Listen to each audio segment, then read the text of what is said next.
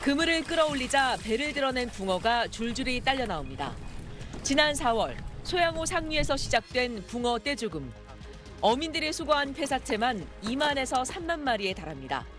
폐사 현장인 소양호 38대교 상류를 다시 찾아갔습니다. 제가 나와 있는 이곳이 2달 전 폐사체가 가장 많이 떠오른 지점입니다. 어민 49가구는 지금까지 조업을 멈춘 채 정확한 원인이 나오기만을 기다려왔습니다. 폐사가 가장 집중된 구간 등 5군데를 어민과 같이 선정하였습니다. 정부가 오늘 발표한 폐사의 주 원인은 수중 산소 부족입니다. 호수 바닥권의 용존 산소량은 붕어가 생존하기 힘든 수준인 리터당 2.0mg 이하로 조사됐습니다. 상류 쪽 고랭지 밭에서 흘러내려온 유기물을 분해하느라 수중 산소가 부족해진 데다 고온 현상과 부족한 강수량까지 겹치면서 따뜻한 호수 상층의 물과 차가운 하층의 물이 섞이지 못해 산소 부족 현상이 심화됐다는 게 정부의 설명입니다. 여기에 산란기 붕어의 면역력이 떨어져 세균에 감염된 것도 폐사를 부추겼습니다.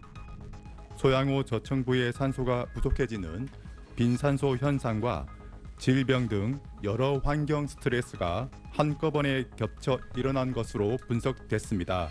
앞서 어민들은 대학연구센터의 수질검사 결과를 바탕으로 행정기관의 수질검사 항목에 빠져있던 황화수소 중독이 원인이라고 지목했는데 정부는 황화수소는 미량만 검출됐다며 직접적 원인은 아니라고 결론지었습니다.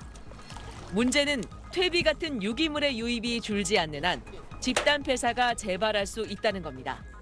정부는 소양호 상류 지역에 기울기가 가파른 밭을 계단식으로 조성하도록 유도해 유기물 유입을 줄이겠다는 방침이지만 농가 설득과 예산 확보 등이 필요해 단기간에 효과를 보기는 어려울 전망입니다.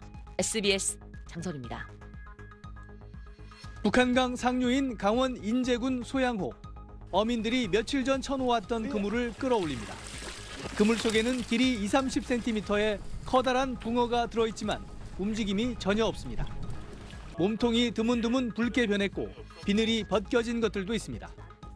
다른 물고기들은 멀쩡한데 오직 붕어만 죽은 겁니다. 이런 피라미가 잘 죽거든요. 근데 이런 피라미도 살아있는데 이렇게 큰 붕어들은 다 죽어 있는 거예요, 이상하게. 그리고 이게 이런 데가 이렇게 뻘가 쭉쭉해요. 그물과 주변 물 위에도 죽은 붕어가 배를 드러낸 채 떠 있습니다. 한창 붕어가 잘 잡히는 철이라 어민들은 손해가 막심합니다. 평균 잡아서 150kg씩은 잡아요, 하루. 예, 근데 지금 아직 전혀 안 나와요. 또 걸려 있는 것들은 다 죽어 있고. 뜰채와 집게를 들고 호수를 돌며 붕어를 건져냅니다. 수거한 것들은 한 곳에 모았다가 한꺼번에 폐기합니다.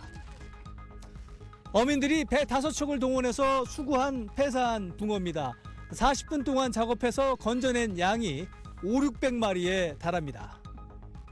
붕어가 폐사하기 시작한 것은 지난달 말부터. 정확한 원인을 알기 위해서 지자체와 수자원공사가 수질오염과 질병 여부에 대해 전문기관에 검사를 의뢰했습니다. 정성 검사는 이제 기생충이나 바이러스 검사를 하게 되고요. 지금으로서는 정확히 원인은 저희도 이제 확답을 할 수는 없습니다. 벌써 한 달 가까이 이어지는 원인 모를 붕어 폐사에 어민들의 시름이 깊어지고 있습니다. SBS 조재근입니다. 호수 위를 따라 선명하게 보이는 녹조띠. 수도권 식수원 상류인 소양호가 녹조로 뒤덮였습니다. 지난 2023년 이후 3년째입니다. 배를 타고 호수 안쪽으로 들어와 봤습니다. 물 가까이 다가가자 비릿한 악취가 진동을 하고 녹색 알갱이가 뭉쳐져 시야가 뿌였습니다.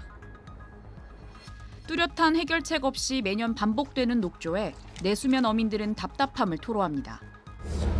그거 해결할 수가 있겠어요. 워낙에 이건 매년 생기는 일이라 어떻게 난 말할 수가 없네 그건. 심할 때는 냄새가 날 정도이죠 막 그냥 썩은 냄새가. 집중호우와 폭염이 반복되면서 조류 번식 속도도 빨라지고 있습니다.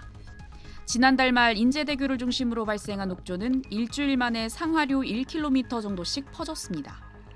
현재 관측되고 있는 남조류 개체수는 1mm당 7천여 개.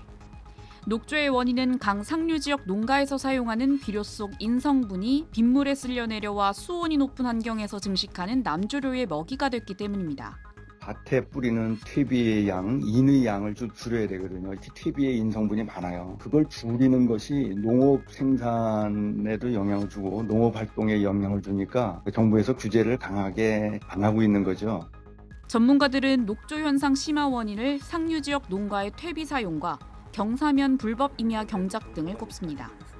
원인은 분명하지만 뚜렷한 해결책은 없는 상황.